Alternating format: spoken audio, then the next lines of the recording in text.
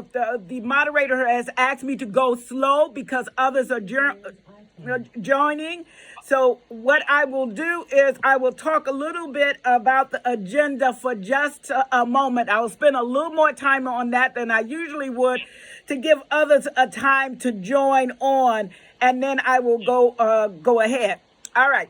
So the first part I'm going to talk about, because we do not teach in a vacuum. We teach in a world that has changed and will continue to change post-pandemic. So I will talk a little bit about the trends in education, not the trends, but a forecast for education in 2020 that was done 5 or 6 years ago. But the reason I'm bringing it to you is because it's spot on. Almost every prediction they made about what was going to happen in education and training is coming, and it's coming faster because of the impact of the pandemic and how the pandemic is forcing us to accelerate and transform the academy faster than we were able to. I will say that I was watching a webinar about a few weeks ago where the former president of Harvard University was saying, Dr. Professor Sternberg, and what he was saying was transformation and transition within the academy doesn't come naturally. It will come from outside. We will have pressures from the industry to develop a workforce that needs to be ready. We will have pressure from our students who want to be ready. And I will tell you, colleagues, some of us, and I'm not talking about you there, but I'm talking about us worldwide, are not prepared yet to change as fast as we need to change. And that will, in fact, cause some institutions not to survive. We will find out very soon. Our fall semester will start in August and September in many places around the world. And many of the students are opting out. And they're opting out because they are assessing what are their options, what are their chances of getting what they really want, and is the academic path the path they need to seek. So when they finish this assessment, my colleagues, we must be ready to stand tall and say, we have prepared to give you what you need, the light, the facilitation, the learning that you need to be prepared for this brave new world. So I'll talk a little bit about preparing for the new generation of the students.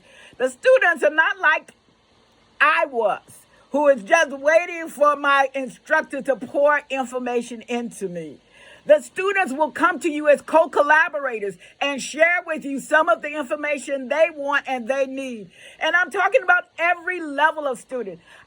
This pandemic has caused many of our families to get closer. I will tell you that my own family got closer. As soon as the pandemic was announced, my daughter and granddaughter, they lived maybe 5 or 6 hours, and they just moved in. They came in with their car and everything they had, and they moved in the house. So I got a chance to watch my granddaughter and how she was learning. She was forced in kindergarten to learn online, but she had already embraced the technology through all the games that they have and all the things that they are doing outside of the classroom. So my friends, I'm saying, whether you are doing it or not, now or not, from a very young age, these students are getting tech savvy. So we will have to get tech savvy, even if we're not in coding. This 6-year-old or 7-year-old that I was telling you about, she loves gaming. And so right now, at 7 years old, she's in a coding camp. Coding camp, can you imagine?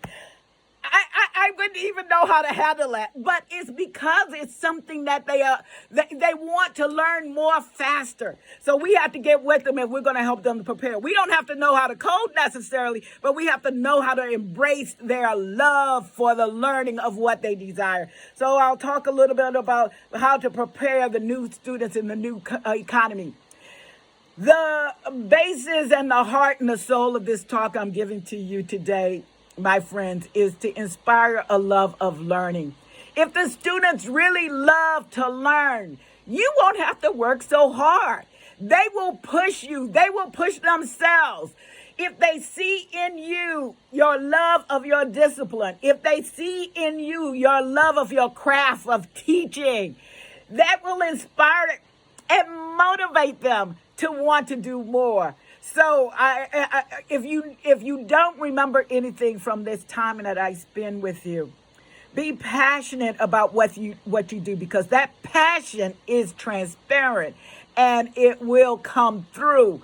And even when your students are feeling like they might not have the confidence, if they see the confidence in you and what you're doing, because you've studied, you've trained, you've developed, you're sitting here now, you're learning more. And so when you go in front of your students, you will be prepared no matter what. They will feel that. They can hear and feel your love. And I'm hoping that you transfer your love of learning to them. And if you don't have it, I suggest that you find a way to get it. That is the way to make your teaching easier when your students want to learn.